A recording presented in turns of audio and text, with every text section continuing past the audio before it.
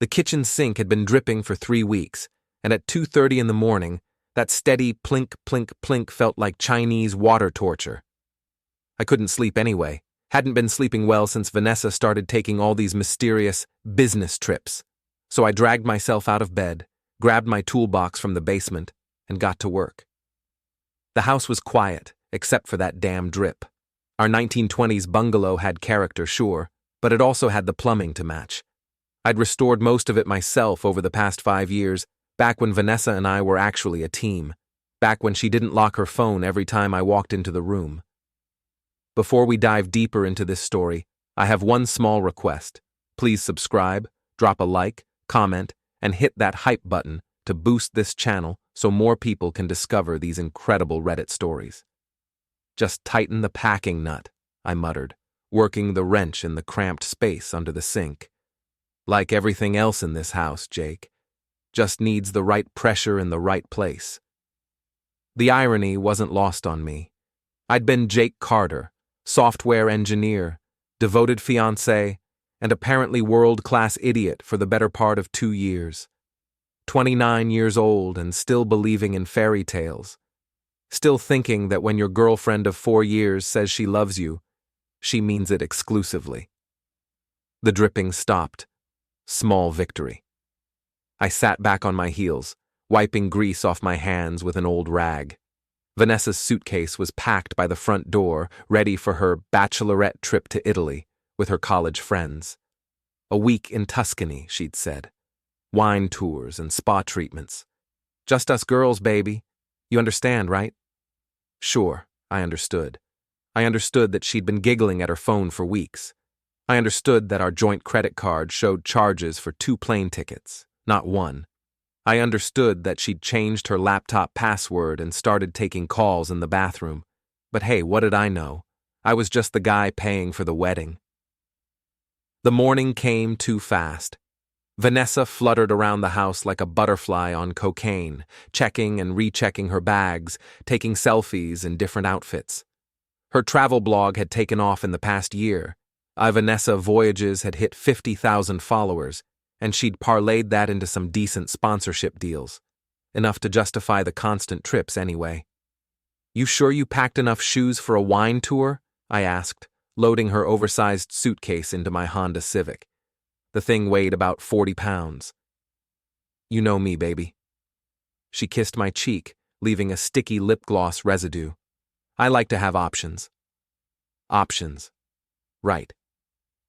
The drive to Logan Airport was typical Boston traffic, aggressive and slow.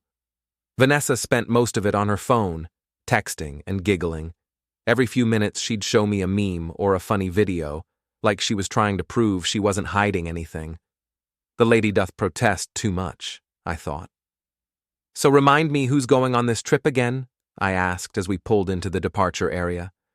Oh, you know, Barb, Mags, the usual suspects from college. She was already unbuckling her seatbelt, eager to get out. Just some quality girl time before the big day. Right, the big day. Our wedding was supposed to be in 6 weeks. We'd already sent the invitations, booked the venue, tasted the cake. Everything was locked in except the groom's enthusiasm. I helped her with her bags at the curb. The morning air was crisp for September, carrying that salty Boston Harbor smell that reminded you the ocean was never far away. Vanessa was practically bouncing with excitement, checking her phone every 30 seconds. Flight doesn't leave for 2 hours, I pointed out. I know, but I want to get through security early. Maybe grab some breakfast. She was scanning the crowd outside the terminal like she was looking for someone. That's when I saw him. Daniel Wyatt, 6'2", trust fund tan, wearing one of those expensive outdoor jackets that cost more than my monthly car payment. Vanessa's ex-boyfriend from college, the guy she'd dated for 3 years before we met, the guy she claimed she never really thinks about anymore. He was standing about 50 feet away, also scanning the crowd, also checking his phone. Huh, I said. Isn't that Daniel over there? Vanessa's head whipped around so fast I thought she might get whiplash. For just a second, maybe half a second, her face went completely white. Then she recovered, putting on that bright fake smile she used when she was lying. Oh my God, it is. What a crazy coincidence. I wonder what he's doing here. Yeah, I said slowly. Crazy coincidence. I watched as Daniel spotted us and started walking over. His smile was the kind of smug, entitled grin that made me want to punch something, preferably his face. Vanessa, hey beautiful. He swept her up in a hug that lasted about 3 seconds too long. Ready for Italy? The words hung in the air like smoke from a house fire. Italy, not ready for your trip or have fun in Italy. Ready for Italy, like he was going too. Vanessa's laugh was so forced it sounded like she was choking. Daniel, you remember Jake, right? My fiancé? Of course.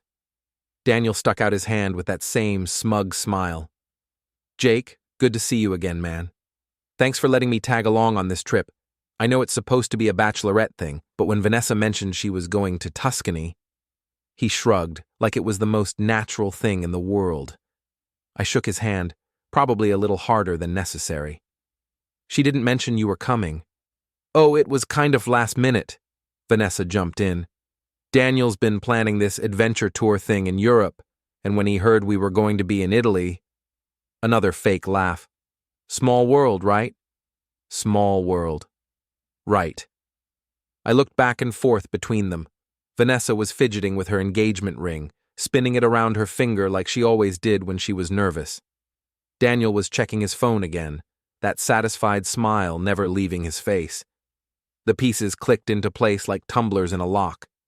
The second plane ticket, the giggling, the locked phone, the sudden interest in adventure tours. Well, I said, my voice surprisingly steady. I hope you both have a great time. Vanessa blinked. Both? In Italy, on your adventure. I picked up her suitcase and handed it to Daniel. Here, let me help you with that. Wouldn't want Vanessa to strain herself before the big trip. Daniel took the suitcase, looking confused. Vanessa was staring at me like I'd grown a second head. I leaned in and kissed her cheek, right where the lip gloss was still sticky. Have fun, sweetheart. You'll have a surprise waiting when you get back. What kind of surprise? She asked. I smiled. The kind you deserve. I got back in my car and drove away without looking back. In my rearview mirror, I could see them standing there on the sidewalk, probably trying to figure out if I knew what I knew. The thing was, I didn't know everything yet, but I was about to. Mrs. Ellsworth was watering her roses when I pulled into my driveway. She was 70-something, lived alone in the house next door, and had made nosiness into an art form. Usually, I found her harmless curiosity annoying. Today, it might actually be useful. Morning, Mrs. E. I called out, getting out of the car. Oh, Jake! I thought Vanessa was leaving for her trip today. She did, just dropped her off at the airport. Mrs. Ellsworth nodded, but there was something in her expression, a knowing look that made me pause. Everything okay? I asked. She glanced around like she was checking for spies, then walked over to the fence that separated our yards. Jake, honey, I don't like to gossip. That was a lie. Mrs. Ellsworth lived for gossip. But I've been seeing some things that don't sit right with me. What kind of things? Well, last week when you were at work, there was a man here. Tall fellow, fancy car. He and Vanessa were in your backyard, laughing and carrying on. Seemed awfully familiar, if you know what I mean. My stomach dropped. What did he look like? Handsome, I suppose. Dark hair, expensive clothes. Looked like he belonged in a magazine. She paused. They were drinking wine on your patio, in the middle of the afternoon. Daniel. It had to be Daniel. And yesterday, Mrs. Ellsworth continued, I saw Vanessa loading suitcases into that same fancy car. 2 suitcases, Jake, for a girl's trip. I felt something cold settle in my chest. Thanks for telling me, Mrs. E.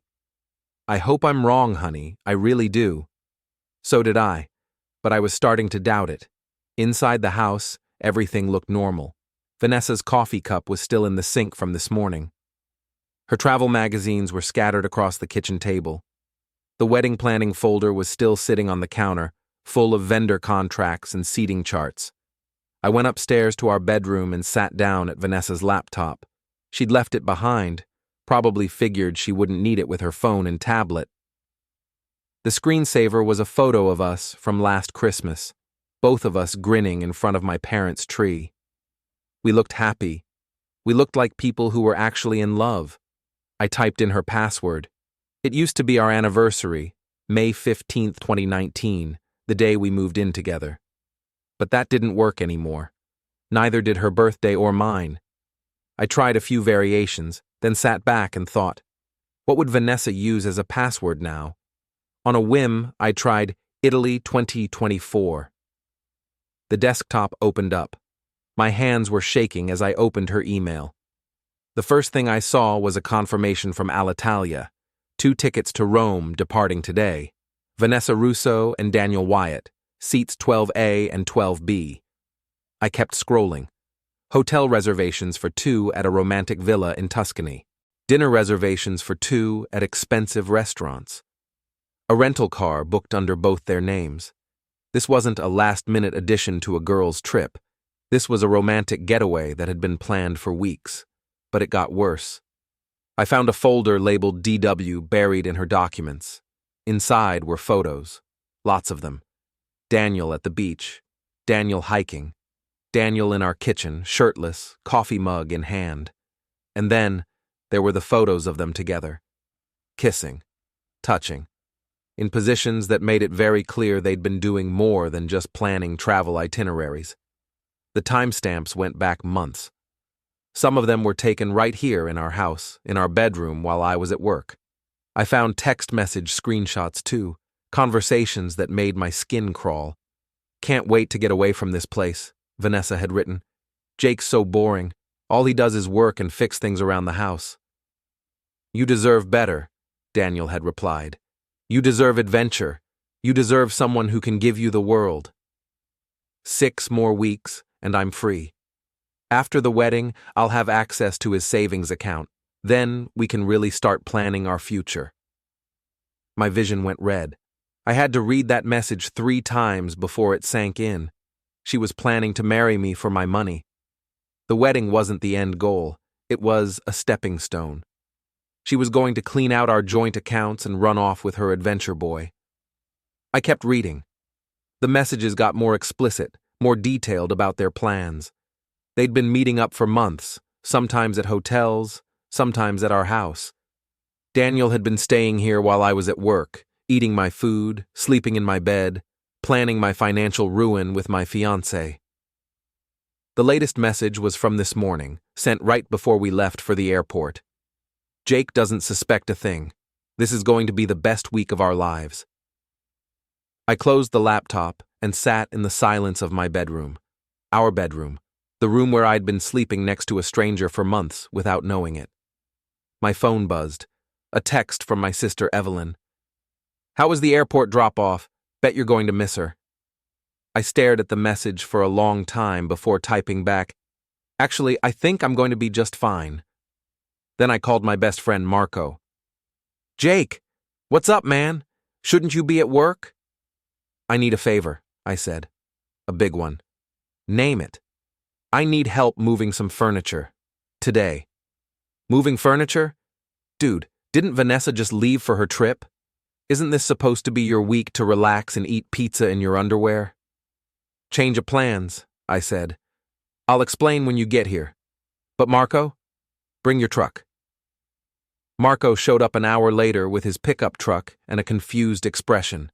He was built like a linebacker, 6 feet of solid muscle from 10 years in construction, but he had the personality of a golden retriever, loyal, enthusiastic, and always ready to help a friend, even when that friend was clearly having some kind of breakdown. Okay, he said, standing in my living room with his hands on his hips. You want to tell me why we're packing up Vanessa's stuff while she's supposedly sipping wine in Tuscany? I handed him my laptop, opened to the folder of photos and messages. Because she's not sipping wine with her girlfriends. She's screwing her ex-boyfriend and planning to rob me blind.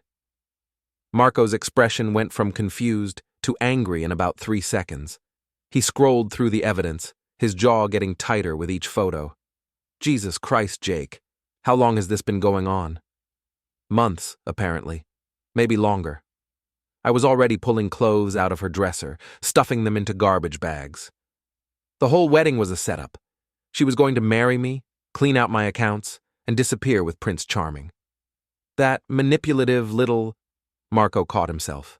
Sorry, man, I know you loved her. Did I? Or did I love who I thought she was? I shook my head. Doesn't matter now. Help me get her stuff out of here. We worked in efficient silence for the next 2 hours. Clothes, shoes, makeup, jewelry. Everything that belonged to Vanessa went into bags and boxes. I kept the expensive stuff separate. I'd need it for evidence if this turned into a legal battle. The hardest part was the photos. 5 years of memories scattered around the house. Vanessa and me at Red Sox games, vacations to the Cape, Christmas mornings, birthday parties. I looked happy in all of them. She looked like she was acting. What about this? Marco held up our engagement photo from last year. We were on the beach at sunset, both of us grinning like idiots. The photographer had captured the moment right after I proposed. Vanessa's face was radiant with joy, or maybe it was just relief that her plan was working. Trash, I said. While Marco loaded the truck, I went to work on the practical stuff. I called the bank and had Vanessa removed from our joint checking account. I called the credit card companies and canceled her cards. I called our wedding venue and canceled everything. The ceremony, the reception, the flowers, the band. Most of the deposits were non-refundable, but I didn't care. It was worth the money to not have to pretend to marry someone who saw me as a walking ATM. The hardest call was to my parents. Jake, honey, what's wrong? My mom's voice was instantly concerned. Mothers have radar for this kind of thing. The wedding's off, Mom. Silence. Then, what happened? Vanessa's been cheating on me. She's in Italy right now with her ex-boyfriend. Oh, sweetheart, I'm so sorry. It's okay. I'm okay. But I need you to call everyone on the guest list and let them know. I can't deal with those conversations right now. Of course. Do you want me to come over? No, I'm fine. Marco's here helping me pack up her stuff. Good. Don't be alone right now, okay? After I hung up, I sat on my couch, in my house, paid for with my money, and looked around. For the first time in months, the space felt peaceful. No Vanessa chattering about her latest Instagram post. No phone calls with her business partners that she had to take in private. No constant stream of packages from online shopping sprees. Just quiet. Marco came back from his 3rd trip to the truck. That's the last of it. What do you want me to do with all this stuff? I thought about it. I could donate it to charity. I could throw it in a dumpster. I could sell it online and recoup some of my losses. Or I could get creative. Storage unit for now, I said. I'll figure out the details later. You sure you're okay, man? You're being weirdly calm about this. I smiled for the first time all day. You know what, Marco? I think I'm better than okay. I think I just dodged the biggest bullet of my life. That evening, I did something I hadn't done in months. I ordered pizza, opened a beer, and sat on my couch in comfortable silence. No wedding planning. No listening to Vanessa complain about her follower count. No pretending to be interested in her latest content creation strategy. Just me, a pepperoni pizza, and the satisfying knowledge that I'd figured out her game before she could finish playing it. My phone buzzed around 9 o'clock. A text from Vanessa. Made it to Rome. Flight was amazing. Missing you already. I stared at the message for a long time. Then I typed back. Glad you're having fun. Enjoy every minute of it. She sent back a heart emoji. I deleted her number from my phone. Tomorrow, I'd start phase 2 of my plan. Tonight, I was going to enjoy the peace and quiet of my Vanessa-free house. For the first time in months, I slept like a baby. I woke up the next morning with a clarity I hadn't felt in years. The house was quiet, sunlight streaming through the bedroom windows, and for about 10 seconds, I forgot why I felt so good. Then I remembered, Vanessa was gone, and she wasn't coming back. Well, she was coming back from Italy, but not to this house, not to me. I made coffee in the blessed silence of my kitchen and sat down at my laptop. Time for phase 2, Facebook first. I'd been dreading this part, but it needed to be done. Our friends deserved to know the truth before they heard some sanitized version from Vanessa's camp. I started typing, "Hey everyone, I hope you're all doing well. I have some news that I need to share. Vanessa and I have called off our wedding. I found out yesterday that she's been having an affair with her ex-boyfriend for several months. They're currently in Italy together on what was supposed to be her Bachelorette trip with the girls. I know this is shocking news, and I'm sorry you're finding out this way. I want to thank everyone who was planning to celebrate with us. Your friendship means the world to me, especially right now. To those of you who have already bought gifts or made travel arrangements, please don't worry about it. The important thing is that the truth is out now, and I can move forward with my life. I'm doing okay, all things considered. Actually, I'm doing better than okay. I dodged a bullet, and I'm grateful I found out before the wedding rather than after. Thanks for your support and understanding. Jake." I read it 3 times, made a few edits, and hit post. The response was immediate. Within minutes, my phone was buzzing with comments, likes, and private messages. Most of them were supportive, friends expressing shock and offering to take me out for drinks. A few were asking for more details, which I ignored. But the best response came from my sister Evelyn. "Holy shit, Jake. I never liked her anyway. Want me to come over and help you burn her stuff?" I laughed out loud for the first time in days. Around noon, my phone rang. Unknown number with a Boston area code. "Hello? Jake? It's Barb. Barb Morrison? From Vanessa's college friend group?" I knew Barb. She was one of the friends who was supposedly on the Italy trip with Vanessa. Interesting that she was calling from Boston. "Hey Barb, how's Italy treating you?" Silence. Then, "Jake, I'm not in Italy. None of us are. Vanessa told us the trip was canceled because you guys were having money problems." My grip tightened on the phone. "Is that right? I saw your Facebook post, is it true? About Daniel?" Every word. That lying snake. Barb's voice was shaking with anger. "She's been playing all of us.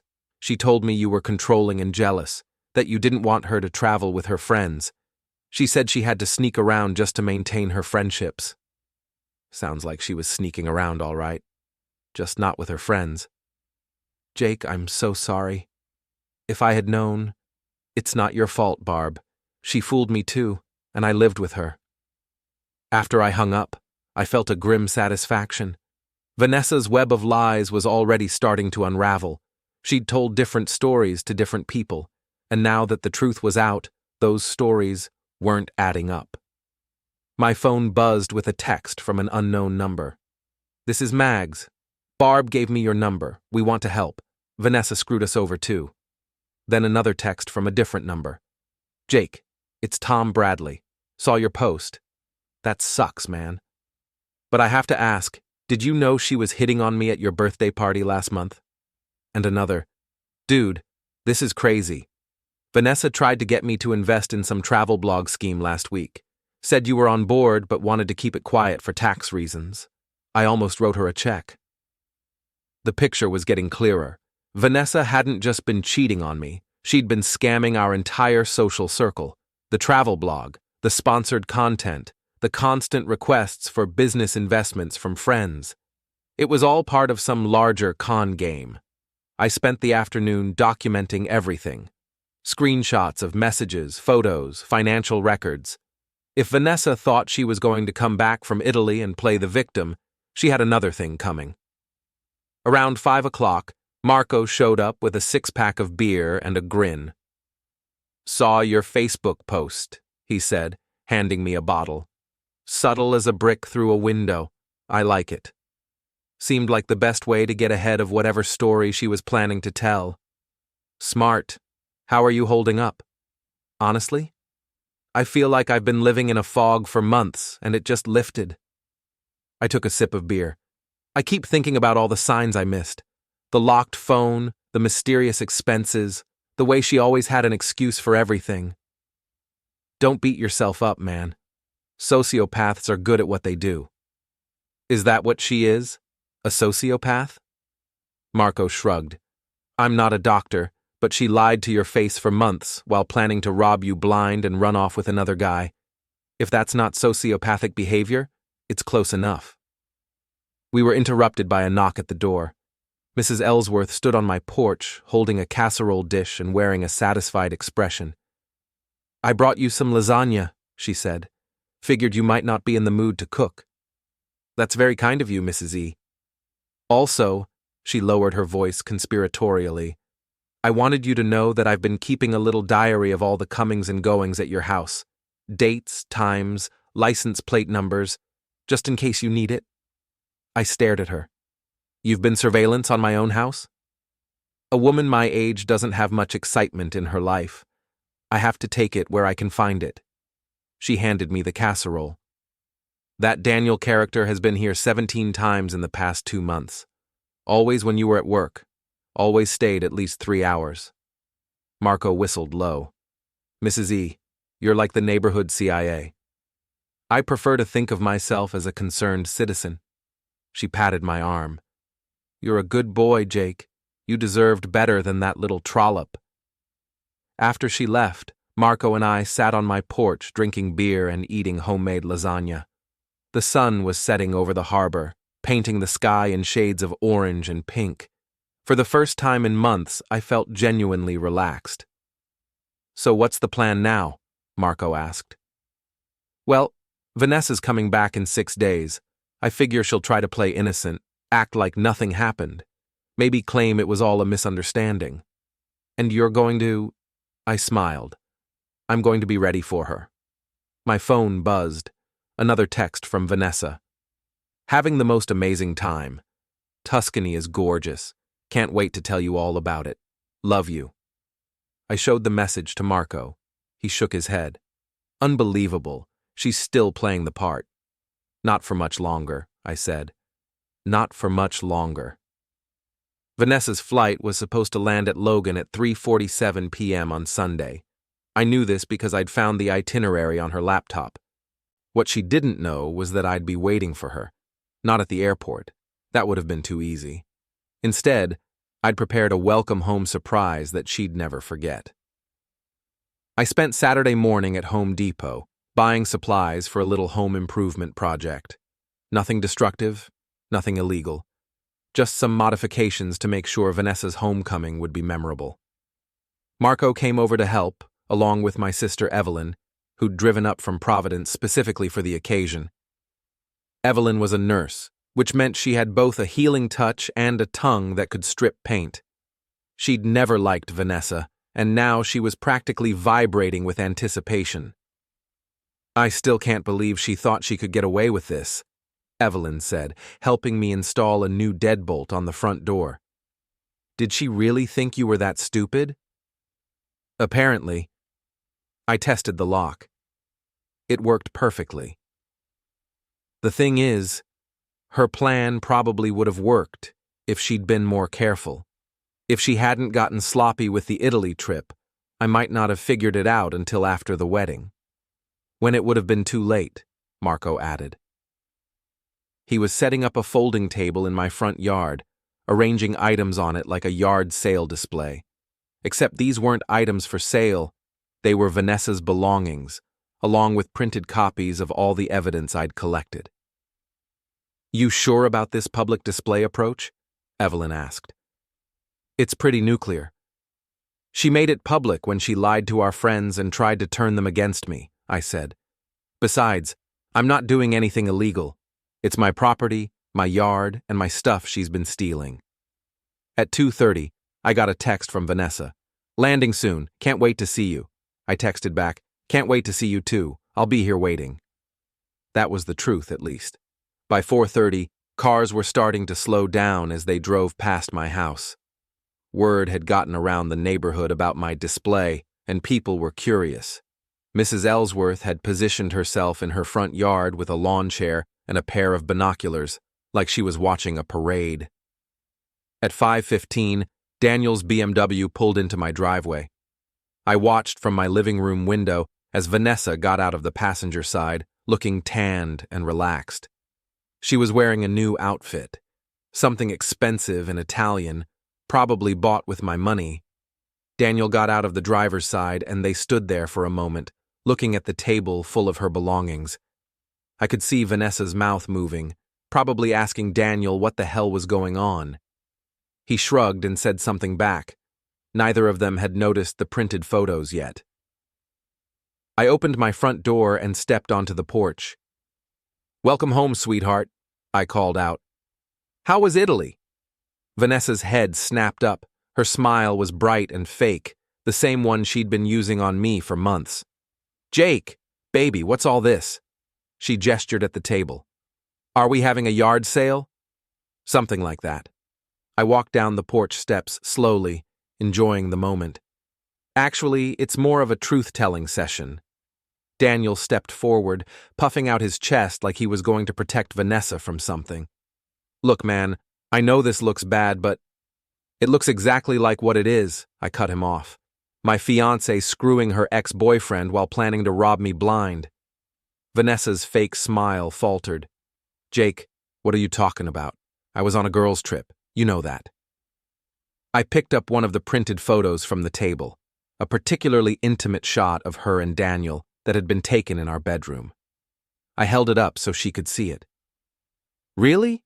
Because this doesn't look like a girls' trip to me." The color drained from Vanessa's face. She looked at the photo, then at the table full of evidence, then back at me. "Where did you get that?" "Your laptop, along with about 50 other photos, all your text messages with Romeo here, and a detailed record of your little scam operation." I gestured to Daniel. "Did you know she was planning to marry me just to get access to my bank accounts? Did you know she was going to clean me out and run away with you?" Daniel's cocky expression wavered. He looked at Vanessa. "What's he talking about?" "He's lying," Vanessa said quickly. "Jake, you're being crazy. This is all some kind of misunderstanding." "Is it?" I picked up another piece of paper, a printout of their text messages. "Let me read you something. This is from Vanessa to Daniel, dated 3 weeks ago. Can't wait to get away from this place. Jake's so boring. All he does is work and fix things around the house." Vanessa was shaking her head frantically. "I never said that." "Oh, but you did. And here's another one. 6 more weeks and I'm free. After the wedding, I'll have access to his savings account. Then we can really start planning our future." Daniel took a step back from Vanessa. "You said you were going to break up with him after the trip." "I was." Vanessa's voice was getting shrill. "I mean, I am. Jake, we need to talk about this privately." "No, I think we've done enough talking privately. I think it's time for some public honesty." I raised my voice so the growing crowd of neighbors could hear. "Ladies and gentlemen, I'd like you to meet my ex-fiancée, Vanessa Russo, and her boyfriend, Daniel Wyatt. They've been having an affair for months while planning to scam me out of my life savings." A murmur went through the crowd. I could see people taking photos with their phones. Mrs. Ellsworth was practically bouncing in her lawn chair.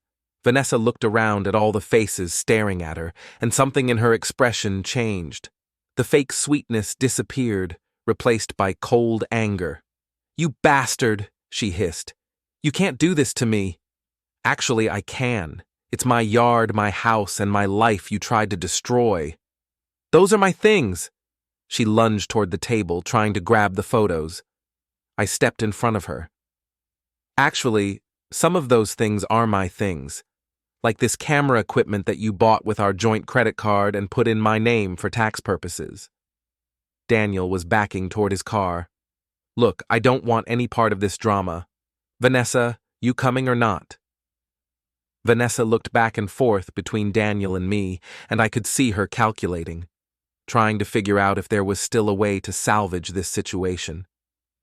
"Jake, she said, her voice softer now, more vulnerable. I know how this looks, but you don't understand. I was confused. I was scared about the wedding. And Daniel was just what? Helping you practice your wedding vows in our bedroom? The crowd laughed. Vanessa's face went red. You're humiliating me, she said. No, I replied calmly. You humiliated yourself. I'm just making sure everyone knows the truth. She stood there for another moment, looking around at all the faces watching her. Then she turned and ran to Daniel's car. This isn't over, she shouted as they drove away. But it was over, and we all knew it. The crowd started to disperse, people coming up to pat me on the back and offer words of support. Mrs. Ellsworth gave me a thumbs up from her lawn chair. Marco and Evelyn helped me pack up the display. How do you feel? Evelyn asked. I thought about it. Lighter, I said finally. Like I've been carrying around a heavy weight for months and I finally got to put it down. What do you think she'll do now? I shrugged.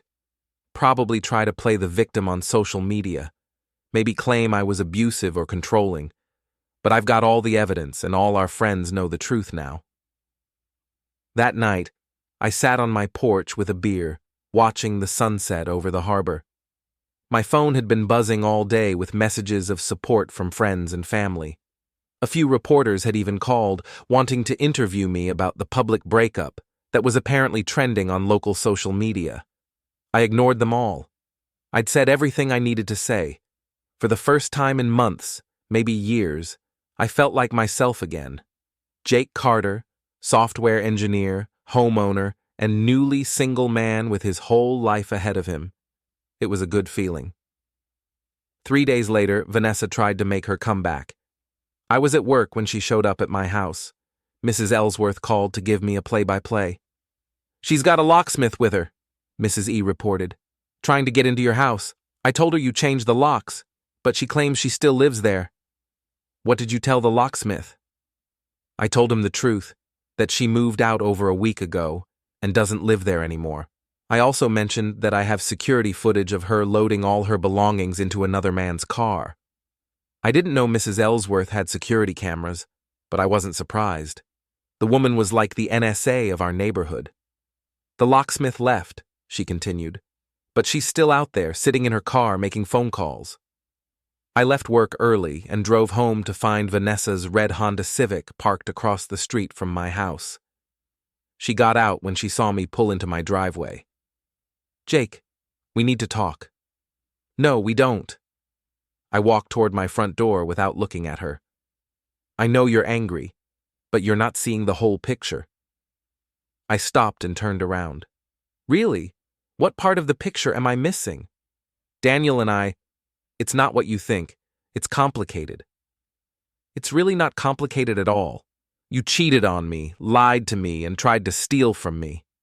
That's pretty straightforward. She crossed the street, getting closer. I noticed she was alone, no sign of Daniel. Where's your adventure buddy? I asked. Her face tightened. We had a disagreement. Let me guess. He found out you were planning to rob me and decided he didn't want to be an accessory to fraud? It wasn't fraud. We were engaged. Engaged couples share finances. Engaged couples also don't sleep with other people or plan to disappear with the wedding fund. Vanessa took a deep breath, and I could see her switching tactics. Her expression softened. Her voice became more vulnerable. Jake, I made mistakes. I know that. But we can work through this. We love each other. No, Vanessa. You don't love me. You love my bank account. That's not true. I pulled out my phone and opened the voice memo app. Let's test that theory. I'll give you one chance to tell me the truth about everything. The whole truth. And if you do, maybe we can work something out. Hope flickered in her eyes. Really? Really. But it has to be everything. The affair, the money, all of it. She looked around nervously, then back at me. Okay, yes, Daniel and I have been seeing each other. But it started as just emotional support. I was feeling trapped, scared about the wedding, and he was there for me. When did it start? A few months ago, maybe maybe 6 months. I knew from the evidence it had been longer, but I let her continue. And yes, we went to Italy together. But Jake, it was supposed to be a goodbye trip. I was going to end things with him and commit fully to our relationship. What about the money? What about your plan to clean out my accounts after the wedding? She hesitated. I never said that. I have the text messages, Vanessa. Those were taken out of context. I was venting, I was upset. I never would have actually done it. So you're saying the text where you talked about accessing my savings account after the wedding, that was just venting? Yes. She was getting flustered. Jake, you have to understand. I felt like I was suffocating. You're so controlling, so possessive. I felt like I couldn't breathe. And there it was, the victim play I'd been expecting. I'm controlling? How am I controlling? You always want to know where I'm going, who I'm with. You check up on me constantly. I asked you about your trips because we were supposed to be planning a life together, and apparently, I was right to be suspicious. See? That's what I'm talking about. You don't trust me.